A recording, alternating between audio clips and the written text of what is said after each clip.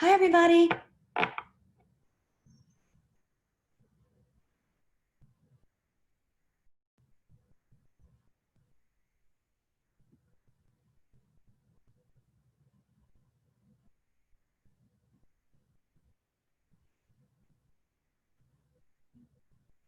Very good.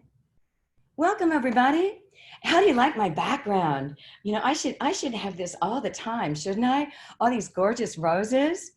I'm going to kind of wait a few minutes to see how many people have logged on.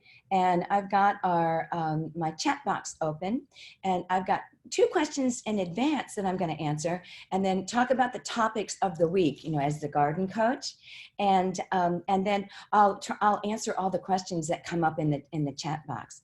So I'm watching the screen to see how many people have logged in. Or signed in. It's called signed in, isn't it? So welcome, welcome. Is it hot enough for everybody? You can tell I'm like a human humidistat. The more humid it gets, the more curly my hair gets. And so I got my summer sharing. I'm hoping you all got your haircuts now that the salons are open. I had a wonderful gentleman at the information desk last week. And he said that he was so excited that Thursday was going to be a good day. And I thought it was his birthday or something. And he said, no, he was getting his hair cut. So I thought his hair looked pretty good. And he said that his wife said his hair looked cute. And he said it was driving him crazy. So I thought his hair looked cute too. So I'm hoping you're all enjoying your hair. And I'm not seeing how many people have signed in. So I'm hoping that we're on and we're live and we're going. Hold on. I'm going to check something over here. This whole new science of Zoom is amazing, isn't it? Okay, let's check the time. And it's 2 minutes after. I'll start in another minute and a half. Is that good for everybody? Very good. Oh, I have to show you, I actually have a matching face mask. So you can see my light blue shirt and my navy shorts, and then oh, look, there's Chris Director. Hi. Okay, we've got 16 people on. Welcome, welcome, everybody. Let me see if I can do this. I'm going to go on this and check about the participants raising their hands. Oh, look, there we go. There's that one. Okay, watch. I'm going to move my chat box over to this side of the screen so I can see all the other people that are here. Oh, look, this is good. All right. So we have 15 people in attendance. Welcome, everybody. And the reason I have all these gorgeous roses behind me is that we're doing a wonderful sale on roses right now. So it's online, and it's also when you come into the store. And look how gorgeous they look. Okay, look how gorgeous they were. Okay, oh, okay. I just saw a comment come up, so that was really good. So aren't these roses wonderful? So we've got many ones, and when you go online, you'll see the different offerings and how, you know, the beautiful ones that we have. Well, I'm gonna go ahead and get started because I've got some great samples to show you. And the way I do this, and we've kind of got it down to almost a science, where I talk about the topics of the week. I'll answer the questions that have come in as emails, and then I'll keep answering any of the chat box or the chats that come in, or, you know, if anybody has, you know, other questions that they type in. So to begin with, this is June, and June is actually the best month for planting perennials. When I was a member of the board of the Perennial Plant Association, we actually adopted a marketing program about, you know, June is the best month. June is perennial planting month.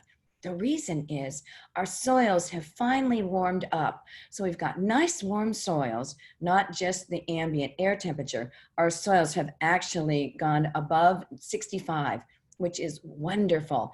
So once you get the plants planted, they start actively growing, the roots actively grow. And what's so important is to get those roots established first. And they say it takes 6 to 8 weeks for the roots to grow from the root ball into the surrounding soil. So anytime the soil is warm like this, boy, the plants just take off. So this is one of the best times. It's actually the best times to get your vegetables in. We all rush and get our tomatoes in early because we want to beat, you know, the who gets the first tomato contest of the neighborhood. But you know what? If you wait till June and get them in, you're going to get your harvest sooner, and the plants are going to stay healthier. So June, this is the best time. Don't think it's too late. Don't think it's too late. All right, now, and this is the time, the best time to apply fertilizer to all of the plants out in the garden, whether it's your lawn, any woody trees or shrubs, any roses, any of the flowering shrubs, especially rhododendrons and azaleas. You don't want to fertilize rhododendrons and azaleas early, because if you give them a nitrogen fertilizer, and that's what fertilizers are, even if you have a high phosphorus, what it will do, it will stimulate the new bud development, and that's the vegetative buds. And when you do that on rhododendrons and azaleas, the flower buds, if you know, this is the stem right here, and the flower is where my fist is, then the new buds, the new vegetative buds on rhododendrons and azaleas are right below the flower bud. And if you fertilize too early, it will trigger that vegetative growth. When they start actively growing, they'll pop the flower bud off and you can abort the flowers. So we always tell people, wait till after the rhododendrons and azaleas have finished flowering to give them fertilizer. This is the perfect time. Roses too. Roses are actively growing. Look in the back. They're actively growing. And so this is the time to give them, you know, my favorite are the Dr. Earth products because they last 60 days. I also am a real fan of Hollytone. Hollytone is an espoma product and it lasts 30 days. But what makes it so wonderful is it has that 5% sulfur component. So it lowers our soil pH. And anytime you can lower our high alkaline soils, you know, lower that pH, oh, it's a blessing to the plants. It makes all the nutrients more readily available to them in the soil solution. So anytime you can lower that. So Hollytone is, you know, it's in my lineup of favorite products. Okay, now, warning, warning, warning, warning. In 2 to 3 weeks, the Japanese beetles are going to be emerging. And because we had a really mild, relatively mild winter compared to what we had a year ago, those larvae, or the grubs of the Japanese beetles and the annual white grubs, didn't have to burrow as deep in the soil, and so many more survived than I'm afraid of, and you know, and so when they have tunneled their way back up to the surface, and they're pupating right now, and they're probably in pupa form, and then as the temperatures, you know, stay high like this, it increases their lifespan, speeds it up. They'll be emerging, and so I have a horrible feeling that we're going to see them before the 4th of July. The June beetles, you know, that we'll probably seeing those, and those are the little brown beetles. They don't feed on plants above ground. Only their larvae feed on the roots below ground. But you'll see them flying up underneath streetlights. They come to the screen doors. I remember as a kid, they'd always come to the screen doors, and my mother was horrified of insects. I think that's why I turned into an entomologist, because I was the one, like at 8 years old, that had to run out, and or if a June beetle got in the house, I was the one. I'm the oldest of 4 girls, so I was the one. Daddy traveled all the time. My mom would just be freaking out and having hysterical fits because an insect got in the house. So I was the one that would have to run up, grab the thing, and throw it outside. So that's why I'm not afraid of insects now. So thank you, Mama. Anyway, but when the Japanese beetles come out, they will feed on anything in the rose family. These guys, they go for the leaves first, and then they'll move up to the plants after they've had a good meal. The plants, they move up to the flowers, excuse me. They'll also go after anything in the rose family. So those are apples, crab apples, lindens, grapes. They'll devour grape leaves. So you want to spray anything that's ornamental. I recommend using the systemic insecticide spray. So that's the rose and flower spray. or you can use a drench. You're getting a little close on using the soil drench and having it be up in at the ends of the branches and in the leaves in time for the emergence of the Japanese beetles. Most plants, if they're less than 6 feet tall, you can use the drench that will last 12 months. You could use it this weekend, and it would it would be in the plants by the time the Japanese beetles are taking bites. Now those systemics, a lot of people are worried about the pollinators. The systemics are not in the flowers at all. They're only in the stems and the leaves. And there's a membrane in between the flower head and the foliage parts and the stem parts of the plant. And only water goes through it. And none of the other the systemic insecticides go through. So that's why you'll still see Japanese beetles up in the flowers feeding on the petals, because that insecticide's not in there, and it's not in the pollen, and it's not in the nectar. So for ornamentals, it's okay to use those systemics, and they're so effective, and they last anywhere from 6 weeks in the plant to 12 months, depending on the formulation that you use. Wonderful tools for protecting. And I love it because on my roses at my home, I use the systemics, and I never see any Japanese beetles on the plants. I just see dead ones on the ground. And that's the only way you want to see a Japanese beetle, dead on the ground. So I know I don't look so wicked, do I? All right, now, the other insects that we're seeing daily in the Plant Information Center or clinic is number one, rose slug. And those are the larvae of a sawfly. And a sawfly is a small, it almost looks like a little beetle, but with wings. And they burrow into the ground next to the roses, and they stay there all winter. And then they emerge in the spring. The adults mate, and then they lay eggs on the leaves, and all these larvae hatch. And then they have a scraping mouth parts. So they scrape the surface or the undersurface of the leaf and eat all those cells. And the only thing that's left is the one epidural layer, and it looks like stained glass. You hold it up and you can kind of see through it. And they have been rampant.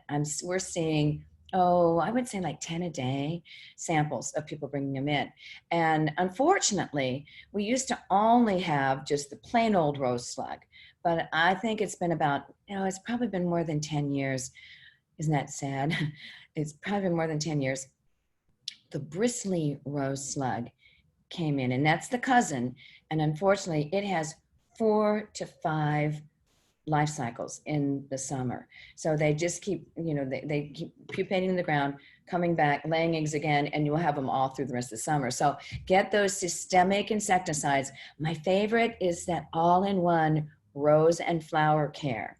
And you just mix it 2 ounces in 1 quart of water, and you pour that right where the stem, the trunk goes in the ground, and it's taken up in the plant in 5 days, goes out to the ends of the leaves, and any insects that's scraping the leaves or taking a bite or sucking the juices like aphids, it kills them. And it's really a wonderful, wonderful protectant. Now, if you have edibles, then we have the earth-friendly natural products that have a pyrethrin, an organically derived pyrethrin, and you spray it on at dusk. If you want to be earth-friendly natural about it, spray it at dusk when all the pollinators are back at their hives. The bees are back at their hives when the sun goes down. Butterflies are hiding in the shrubs where they hide. And you can spray, and it kills the bad guys that are there. It kills them overnight. And then when the sun shines on the plants and the spray the next day, it breaks the residue down, and there's no residue left. It's wonderful. And that's from the Bonide Company.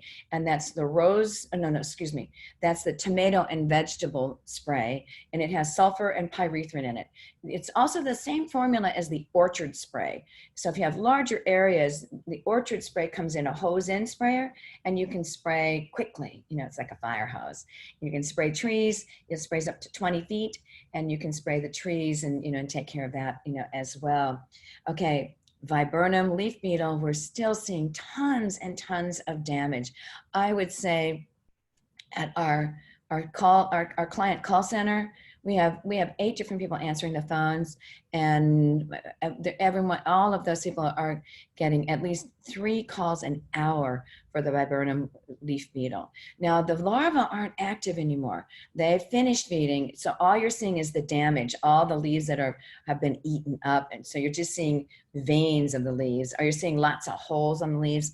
So now's the time to do the systemic drench, and then because the adults are going to be not emerging for another 6 to 8 weeks, and then they'll feed on the leaves again. So you really want to try to control that population, get those plants protected. And it's just sad, sad, sad that we have to protect the favorite plants that we use for the shade, the viburnums, but we do. So it's sort of like dealing with COVID, you know. Oh well. So the next insect that we're seeing tons of, damage of the boxwood leaf miner. We're still seeing tons of the damage. Now they've emerged, and then they've made it, they've already laid eggs again. So we're starting to see damage on the new growth, and it's really minute. They're minute little holes on the back side of the leaves. But if I peel a leaf open, it doesn't peel open as easy because the larva hasn't eaten so many of the mesophyll cells, but you can still see the really tiny larva and put it in the microscope and it looks just like the big larva. So be aware of that. And if you haven't treated your boxwoods, get those treated. Okay, slugs are out.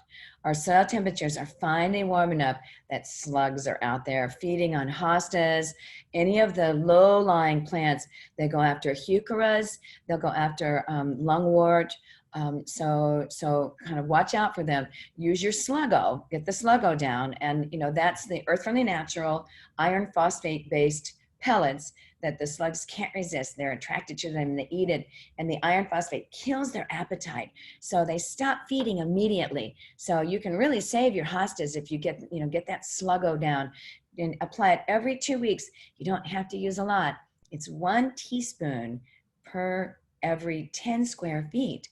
And so, it's, sprinkle it down and then do it every 2 weeks for 3 times, then do it again at the end of July and when the eggs hatch, and that will protect your hostas.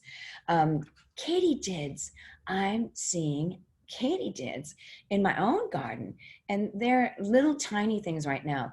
They look like all green grasshoppers. They actually have longer legs, longer hind legs, and long leaves. But I used to think katydids were just good guys and they would only eat bad insects, but no, they eat leaves of plants too. So if you get the high enough populations, they can cause trouble. But kind of keep an eye out for katydids, and they're all green. They're hard to see. They're all green. When I first noticed it, I wear a hat when I go outside and work in my own garden, and I came in and there were 3 of them on the brim underneath it. And I thought, what is that? Well, it was my cat that noticed them. My cat was pawing at them. So watch out for katydids. Okay, periodical cicadas. You've heard them. And people are coming in, they see the casings. They've all emerged, usually from around the roots of trees. They feed on the roots of trees for 17 years, 13 years or 17 years. Okay, this brood that's coming out is a group of it's kind of an off brood. It's the 13-year group. There's not as many in this one. But they emerge from the ground. So you'll see 1/2-inch diameter holes all over around your tree roots. And then you'll see those casings, and they look like, they have their legs that are attached to to the leaves or the bark of a tree, and the back is split open where they've emerged. And that's the pupa that emerged from the ground, and then they grow their wings, and you can hear them. And the periodical ones are the ones that have red eyes. They have the red eyes. So we're not going to get the 17-year where there's masses of them for 4 more years. So hopefully I'll be retired by then. That's a bad joke. Sorry, you guys. But anyway, this is an insect that we don't see much of. I mean, we don't ever see it. I never see it because it rarely comes out of hiding, even when I put it under the microscope. But this is a sample of, this is autumn blaze maple. And autumn blaze maple is a cross between red maple, so it gets a beautiful red fall color, and silver maple. And silver maple is really susceptible to the Gall mites. And this is a great sample. Oh, I've lost the Gall Mite. They're little red bumps. And what happens is the galls stay under the bud scales. They crawl out when the leaves are opening, lay an egg, and then that egg hatches. And they look like little red bumps on the leaves. This one wasn't too bad, but I found one I was going to show you, and now I can't find it. But okay, can you see see these shiny marks? See the shiny marks on those leaves? That's honeydew. And honeydew is the excrement of, see that lump on the back of the leaf? That's a cottony maple scale. And so it's going to turn more cottony. You can see it starting to turn white now as the eggs are being laid underneath. What they do is they suck the juices of the leaves, and when they excrete that sticky honeydew. And so it's real shiny. Now, so I'm starting to see a lot of that. All right. And then this we're seeing tons of, and this is the leaf spot disease because we had that early spring warm up in April. And then it got cool again and real rainy. When in the warm April, all the spore was released for the anthracnose. And this is classic anthracnose. It goes on the edges of the leaves, or it's also very blocky. See how the lesions are very blocky, and they go up right next to a vein and stop. So to make you feel better, you see all the leaves up here. This was the tip of the plant right here. They're not showing the anthracnose because they formed after the spore was not viable anymore. But down below in these young leaves, they were inoculated when the cold temperatures. And there's really nothing you can do for it, and you don't need to. And I say this all the time in my garden coach lessons. I talk about the fact that it's like acne on a teenager. It looks horrible, and the teenager thinks they're going to die, and we think the plants are going to die, but they're not, and they get over it, and it doesn't do anything to them. So don't worry about that. Okay, so now let's keep going. I kind of jumped ahead to the diseases, and diseases. Oh boy, people are noticing this a lot, and this is a really small one, but this is what we call black knot. See this? Oh, it looks really gooey on the screen. That's kind of cool. Okay, this is black knot, and it's a fungus that gets into the woody parts of anything in the Prunus family, and that's the cherry family. So this is actually from Prunus cystina, purple leaf plum. And unfortunately, it doesn't get in the plants until they get to be pretty mature, and it's an integral part of your landscape. And then it breaks your heart that they get these diseases. So the only way to get rid of this is actually prune it. You can spray early when the leaves are coming out with a fungicide, and like Immunox is my favorite one because it's systemic. You spray it on, and it stays in the tissues for 14 days, even if it rains. So you could spray this and in the spring, and it would help prevent that. But again, the only way to get rid of it is to prune it out. And unfortunately, it's not just on the little tips; it's on the main branches. And if you get it on the trunk, to prune it out of the trunk, you just lost the whole tree. But it's one of those sad diseases that we have to deal with. Okay. Let me see. And I'm noticing, oh, okay. I'm going to hit yours. I'm going to hit your, uh-oh. It looks like someone lost the sound. Hold on. Can everyone hear? I'm going to do this and move this. I have lost sound. Can everybody else hear? Uh-oh. We have 19 people. Thank you, everybody. Uh-oh. Okay, thank you. Marion says she can hear. So it's probably just the person's own computer. So thank you. All right, we'll keep going. All right, the other diseases that we're seeing, and I talked about this last week, but I'm still seeing samples coming in. It's called shot hole fungus on all the cherries, and it just looks like that you hold a leaf up and there's these little tiny holes all over the leaf, and it's a fungus, gets in. Once those lesions dry out, they drop out, and so it looks like someone has taken buckshot and shot that leaf.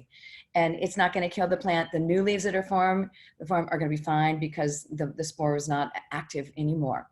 All right. Apple scab.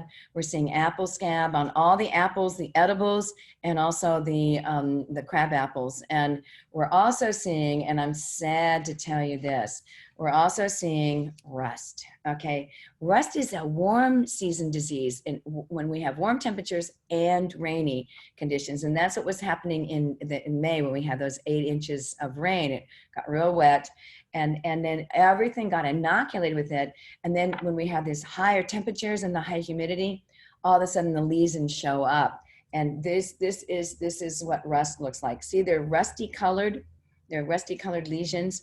And then on the backside, if you put them under the microscope, ooh, you can kind of see, you can see the rust and the pycnidia coming out. Now, I'm not going to open this baggie, but a sample came in the day before this one came in, and I put it in a baggie to save it. But look what happens. See how the spore got released? It like exploded, and look, all in the bag. See all that, that's all spore.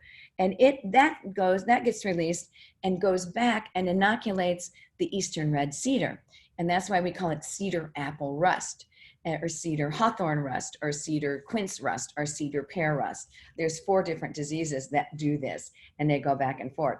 But this is really fun. I love this stuff. Okay, so you can imagine when these things exploded out not in a baggie, all that spore went everywhere in our windy days. So you can see how, well, that kind of helps us make us realize why we need to wear face masks, because this is also kind of a spore that's, the germs are going. So, okay, now enough of my medical stuff.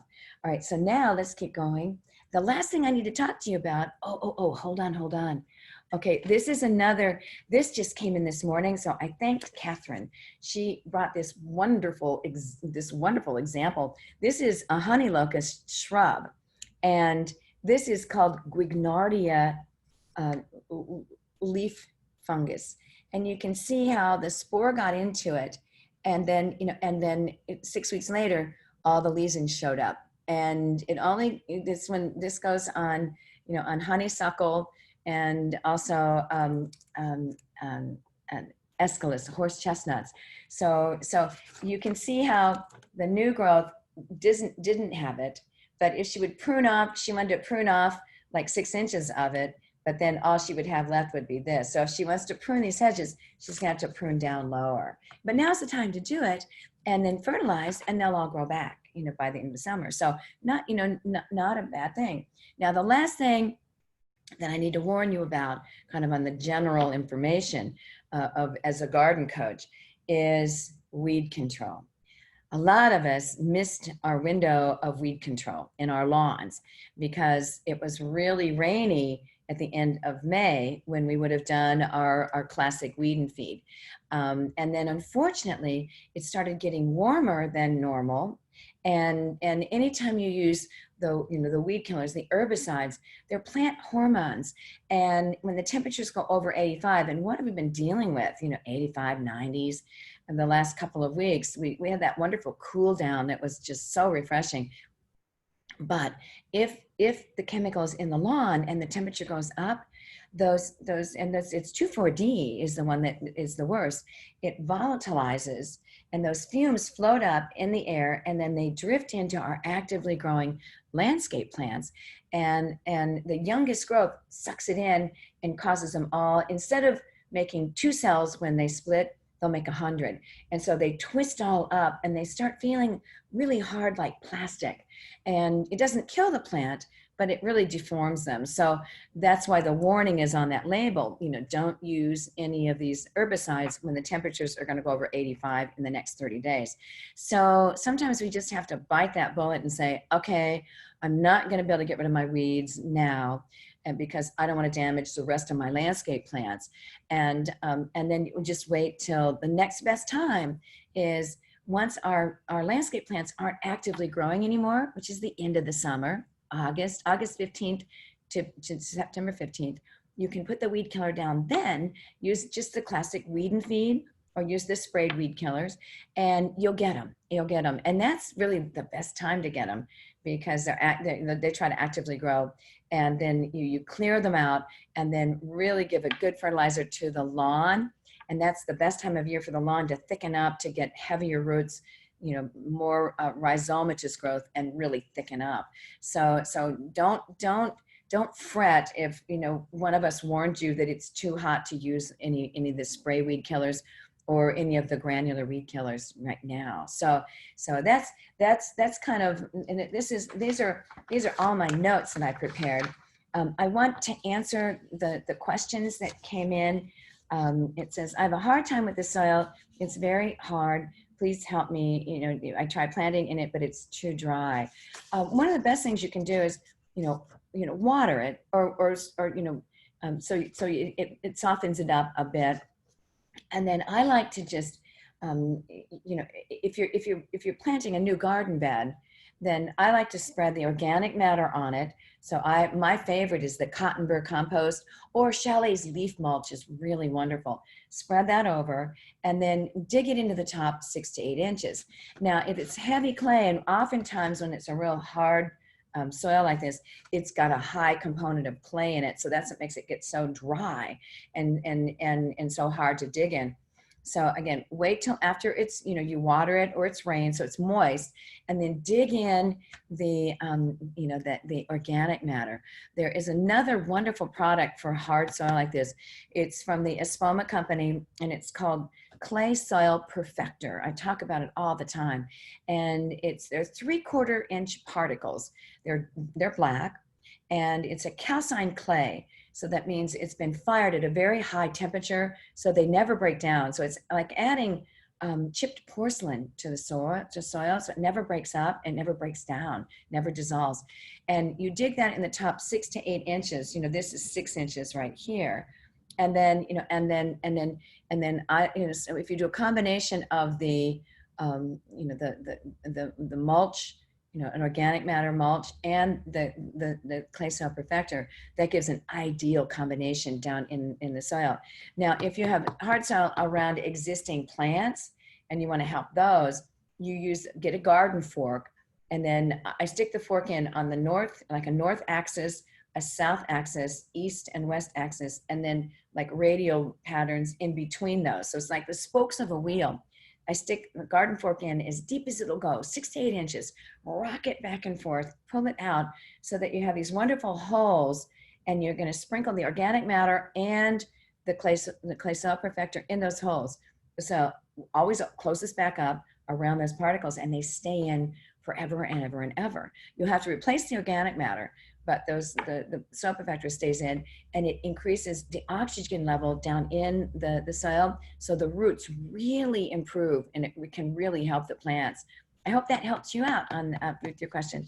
Now, and then this is, how to work with and improve heavy clay soil. Oh, I guess it's the same one. Any tips on working with heavy clay soil? Well, I kind of covered both of those. So again, improving the soil with that clay soil perfector and organic matter. Once you've added the clay soil perfector, if you mulch with a good organic mulch every year, every spring and every fall, that keeps it aerating. All the soil insects and the earthworms will bring that organic matter down into the soil and help aerate it. And you really can improve your soil so nicely, by doing that.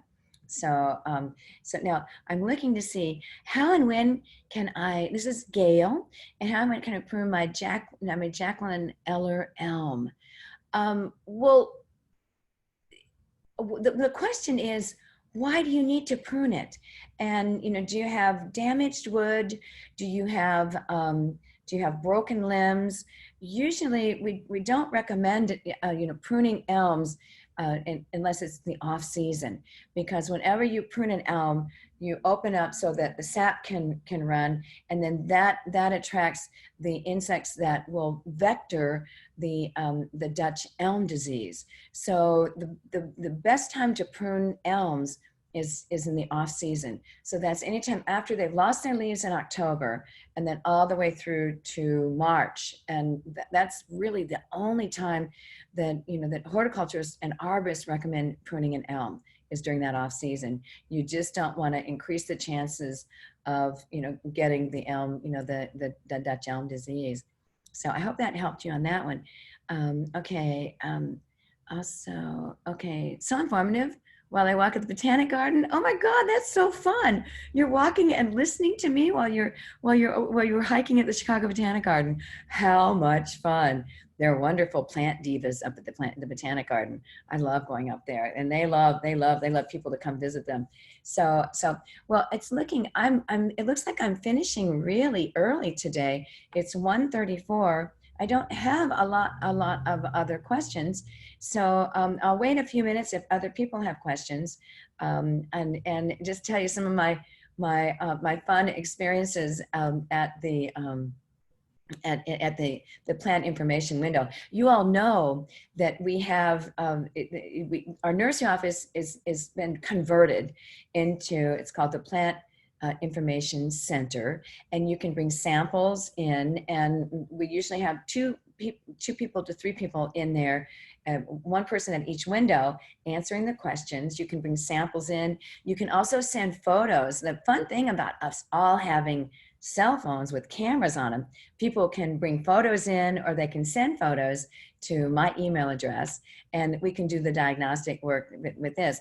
The best way, though, to send your questions to Chalet is we have this wonderful call center. It's called the Customer Call Center, and you send the questions to hello@chaletnursery.com, and there's I think 6 to 8 people that are taking the calls and processing the emails, and then they send them to the people, the right people to answer. So it's a neat new system, and I think everyone's really enjoying it.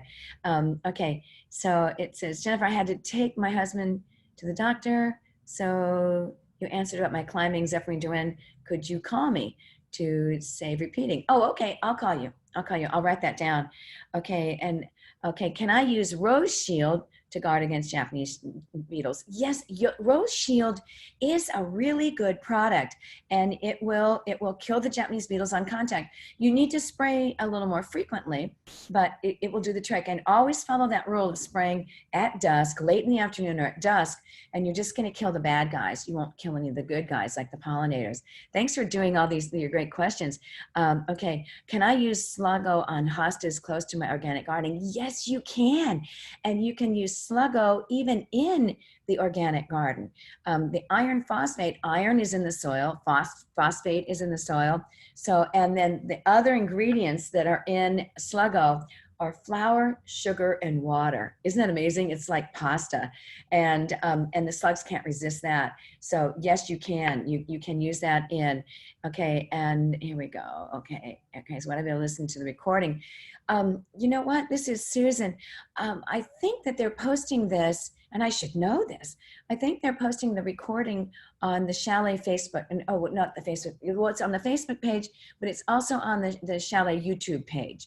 So, go to Chalet YouTube. Okay, then thank you. Oh, thank you for all the, Marion, it's great with all the knowledge you share. Thank you for the thank you. I really appreciate this. You all are what keep us going here at Chalet. And, I love all your questions. And I want you to remember, there's never, ever, ever a bad question. I mean, never a bad question. We'll answer all of them, absolutely all of them. So I'm going to repeat again. That great address is hello@chaletnursery.com, and then it goes to all the people that are answering our call center, and they do the Facebook questions, and they do any of the emails that come in. So it's a really neat system. It's really working well. So and I love getting all the thank yous from everybody. Thank you so much. Oh, we had 20 people. Thank you for logging on, and I love seeing, and every time I look on the screen here, I see these gorgeous roses. I may have to buy another rose. I bought myself a knockout rose and put it in. And I'd had one for, oh my gosh, I had, the knockouts were first released. It was just after I met my current husband. Don't I sound like Zsa Zsa? My current husband. So that was about 25 years ago. And so I'd had a knockout for 25 years, and it finally bit the dust. And so I replaced it, and I just replaced it just two nights ago. And oh my gosh, it looks so gorgeous. It looks so gorgeous. So, and you know what? I just realized we've got 20 minutes till we're signing, so I'll be able to sign off. I want to wish all the fathers out there Happy Father's Day, and you know, if you want to do a favor for your father, go pull all the weeds in his garden, or buy a rose and plant a rose for him, or you know, or offer to treat all his shrubs so that they won't have any Japanese beetle damage. Come in and we'll show you what you can use. And dads love it when people do things, things like that for them. So I'm doing something special. My dad passed away in last November. And so we just had his headstone set up, at the cemetery. And it's just this little tiny cemetery down at a church where he went to a one-room school. He was 89 when he passed away. So he went to a one-room school when he was in grade school. It was from kindergarten through 8th grade. And I think there were only 12 students total. And he decided he wanted to be buried in that cemetery. So my husband and I are driving down there this weekend to honor his, to honor him and honor his, and take a look at his headstone, and we're just doing something kind of fun. So I wish everybody, happy Father's Day. Here's another nice thank you so much. Oh, here, do you think adding gypsum helps to improve clay soil? Yeah, it really does. And the chemistry on gypsum is actually magnesium. No, gypsum is calcium sulfate, and the calcium breaks away from the gypsum and binds with other parts of clay, and it causes the clay to coagulate. And when it coagulates, it opens up air spaces. And so gypsum is a very good thing to add to clay soil. It's also very good if you've ever had any salt build up from like sidewalk salt or driveway salt. You add that and it binds with the salt, and when you water heavily, it washes it all away. So gypsum is an excellent product to add anytime you want to amend the soil, and it doesn't change the pH. It's very good. Okay. Thank you, Amy. That really nice comment. Thank you so much. And then here's another one from Susan. I planted 2 chalet cherry tomatoes in a hanging basket. There have been a lot of tomatoes for a while, but they are green. Is it the heat, or am I watering too much? I have had them. Well, actually, they just need the heat to keep ripening, and it's not watering too much. They need lots of water, especially in a hanging basket. So water them every day, but give them some good fertilizer. Now, if you're using the Dr. Earth tomato, vegetable, and herb food, it lasts 60 days in the garden, but in a container, because of watering so frequently, it only lasts 30 days. So kind of remember when the last time that you fed was, and depending on the size of the container, it's usually 1 cup for every 10 square feet. Or I think of 1 cup around the base of a tomato that's 3 by 3, that's 9 square feet. So if you have a container that's maybe, I hope it's like at least 12 inches. Ideally, it would be 14 inches. Then you're going to sprinkle a half a cup on top, and on top of the soil, and just keep watering and watch them ripen. Watch them ripen. That was a great question, Susan. The excellent question. So okay, we're approaching the 15 minutes to the end mark, and it says I hear some other questions. Is it okay for clematis to grow into a serviceberry tree? Oh, absolutely. Serviceberries are so light and airy, and so the sun can get through them, and you just let the clematis grow up, and then they'll kind of come out to where the sun is and have their flowers shining, kind of shining outside. Very nice. Be sure you water extra, so if we're not getting our regular rainfall. And do you all realize, I worked with Tracy Butler yesterday, and I film a segment for her Facebook page, and she was reminding me that we've only had a half an inch to 3/4 of an inch of rain for the whole month of June. By this time in June, we should have had 2 inches of rain. So everyone thinks it's so wet out there. It is not. Make sure you keep watering, especially with these higher temperatures. And so that means, you want at over 85, we should be getting 1.5 inches of rain a week. And if you don't get that, set your sprinklers up and really, really give things a good soaking. Okay. Let me see. I saw another, it says, did you live in Northbrook? No, I never lived in Northbrook. Okay. I'm going to just scroll down on this screen to see if I think I can do this. Okay. Hold on. I did. Oh, I've kept up with all the questions. So I think, unless I see a few more popping up, we'll just say, don't forget the hello@shaleynursery.com. Don't forget to look at our webpage and read your emails, because all those links come through on the emails. The last email was talking about the roses and fun gift ideas for Father on Father's Day. And so since you can come in the store and it's air conditioned, so if the heat gets too much for you, come and escape in the chalet, inside chalet. And we'll look forward to seeing you. So everybody, thank you so much. I'm going to sign off now and say, here's another one. Is there a problem with roly-polies in the raised bed vegetable garden? Well, usually the pill bugs or the roly-polies just eat organic matter. But I wouldn't, oftentimes if they get a higher population in like a raised bed planting, they'll attack the crowns of the plants. So what I would recommend, get the Sluggo Plus. It has spinosad, which is embedded in the pellets with the iron phosphate.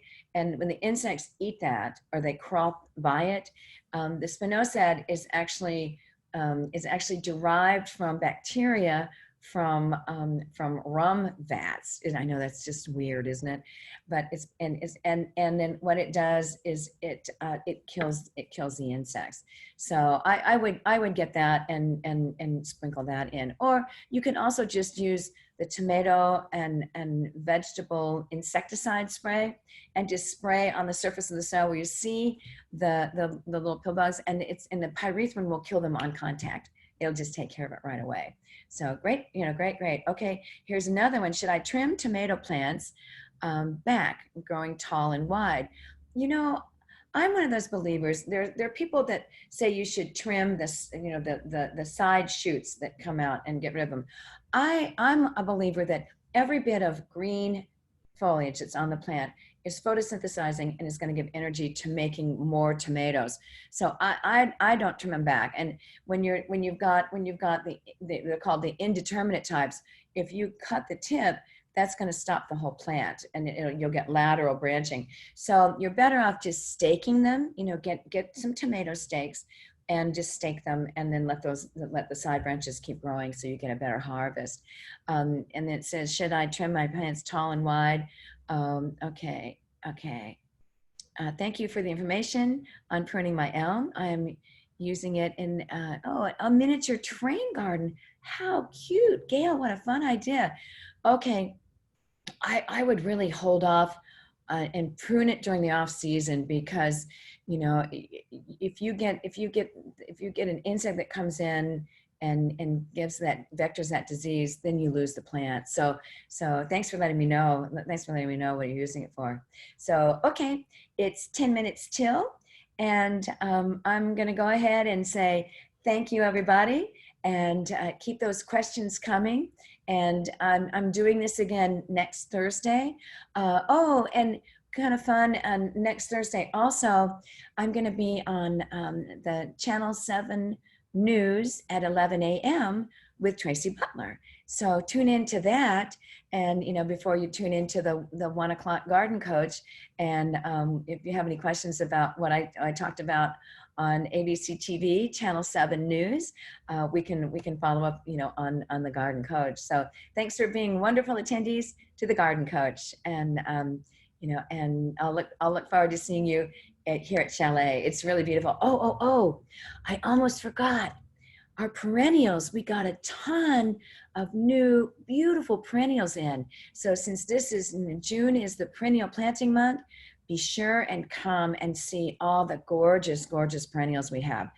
You know, our buyer just was able to get a whole bunch of beautiful, just beautiful perennials. And you know, they're all organized by the shade perennials and the sun perennials. And we have beautiful display gardens to give you ideas on what plants to plant together. So just come and enjoy. And we have all this space here. Everyone's wearing face masks, you know, outside, and we're social distancing. So, you know, if you need to get away, this is the best place to do it. Best place to do it. So yeah, perennials, roses. Come and, you know, get your roses, and bring your questions to our information desk, and come and say hi to us. Okay. All right, everybody. Thank you. So, oh, you know what? Oh, those are all my Q&As right there. I looked at the chat room. I'm going to do this. I'm going to look at this Q&A thing. Hold on. Oh, wow. Hold on. There's a whole bunch. Okay, I've got 10 minutes. I'm going to answer all these. Name of systemic for the Japanese beetles. It's an anonymous attendee. The systemic for the Japanese beetle is the bio-advanced, and it's the tree and shrub insecticide. There's also bonide tree and shrub insecticide, or the bio-advanced all-in-one rose care. And that has the insecticide, the fungicide, and a fertilizer. So I hope that answers. Okay, can you put Miracle Grow or Bud and Bloom on milkweed? I would use Bud and Bloom on milkweed, Tricia. And the Miracle Grow has too much nitrogen. So, okay. Can I use Rose Shield? Oh, I answered that. Can you spray Immunox on milkweed, or will it harm the monarch caterpillars? Well, here's the deal. If you're using the concentrate Immunox, you don't have to worry about harming the caterpillars. But the ready to spray Immunox has a contact insecticide on it, so I would not use that on milkweed. I usually have a rule where I don't use anything on on milkweeds. Okay, let me see if I can do this. I'm going to scroll down. Okay, oh, that's not okay. Now, can I use Sluggo and Hostas close to my organic? Oh, okay. So what's interesting is I think I got all of these on the chat. I need to practice this more, don't I? Okay, hold on. I'm going to open this again. Okay. I think I got them all. And now it's 8 minutes. Okay, I'm gonna make this bigger. Hold on. Okay, let's do this. Oh my. Okay, thanks. Thank you for the information. Oh, why is the sale beside? Oh, what is on sale besides roses? Oh, well, right now it's just the roses. Thanks for that question. Okay, all right. Okay, I think I got all these, you guys. Wow, you think I'm practicing in front of you? Okay, let me see what this does. Is this going to take it back down? Okay. All right, now I'm trying to get back to where I was. Oh no, this is not good. Okay. Hold on, everybody. I've lost my way. Okay. No, that's not going to do it. Okay. Oh, I did this. I merged it into the meeting window, and I'm going to move this back down again. All right. Are you all laughing at me because I'm learning how to do this in person? And okay. All right. I think I got it. And it's 7 minutes till the end. And I don't see any new questions. I still have 13 people. Thanks for hanging in there with me. And, they always say you need to learn something new every day, don't they? So I'm just learning all the time between Zoom and Skype and all these things. And did you notice I got a new light so that I don't look like a ghost on the screen here. And look how it makes my plants in the background look better too. Kind of nice, huh? So everybody, you're so wonderful.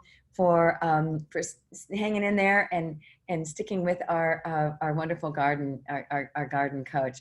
And it wasn't last week, it wasn't Kevin, Kevin Collins great? He's fantastic, isn't he? So keep staying tuned and keep watching all of our virtual learning center things. I think we're doing pretty well. So enjoy. Thank you, everybody. I'm going to sign off now. Bye-bye.